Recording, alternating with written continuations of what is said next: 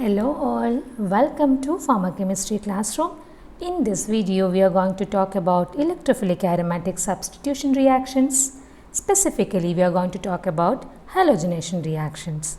We know there are three types of halogenation reactions: bromination, chlorination and iodination. And here the reaction takes place in an aromatic compound, say benzene, where benzene behaves as a nucleophile and on which an electrophile get attached, we to get a substituted product.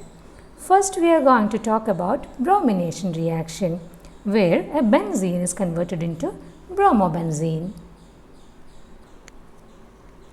Bromine is a weak electrophile, so we need a catalyst which make it more electrophilic in nature. In the first step, bromine, which is Lewis base, react with a catalyst which is iron 3 bromide, a Lewis acid. So look at the bromine molecule, look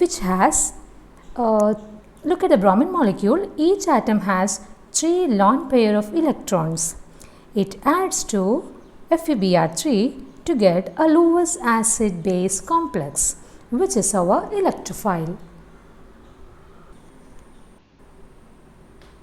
In this complex, iron has negative charge. Bromine, which has 2 bonds, look at the bromine which has 2 bonds, has a positive charge.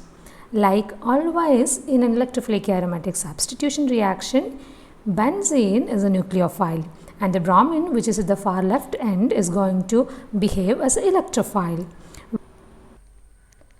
When attack of ring takes place on left bromine, electrons goes to the adjacent bromine, and we have our cation here, the rhenium ion, along with the FeBr4 anion. Next step, as we know, is the abstraction of proton. Remember the FeBr4 anion of the last step, which abstract the proton to regain the aromaticity of the ring. Okay, now we are getting our final product, bromobenzene, along with HBr and FeBr3. Look at FeBr3, we got it back because it's a catalyst. Our next halogenation reaction is chlorination, where an aromatic ring converted into chloroaromatic ring. Here benzene converted into chlorobenzene. To make chlorine more reactive, we take Lewis acid, just like bromination. This Lewis acid makes chlorine very strong electrophile.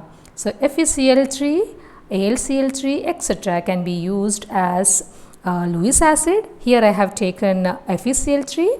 The mechanism is similar to bromination. Chlorine added to FeCl3 giving Lewis acid base complex where iron has negative charge and the chlorine attached to it has a positive charge. Next, the benzene ring react with this Lewis acid base complex.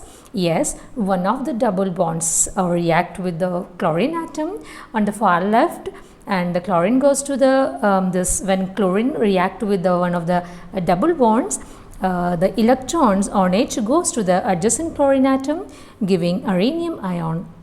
Next is the abstraction of proton from the formed rhenium ion. So here the FeCl4 anion, which is formed in the last step, abstract the proton, giving our substituted product chlorobenzene along with hydrochloric acid and FeCl3 catalyst, which we regained. Next we are considering iodination. Here, to make iodine strong enough to react with benzene, a different approach is used.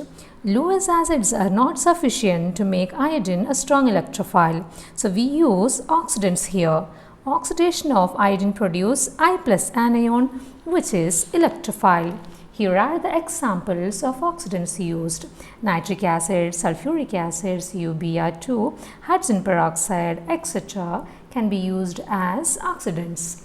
Once the I+ is formed, next the reaction of I+ with benzene to get a rhenium ion. So look at that.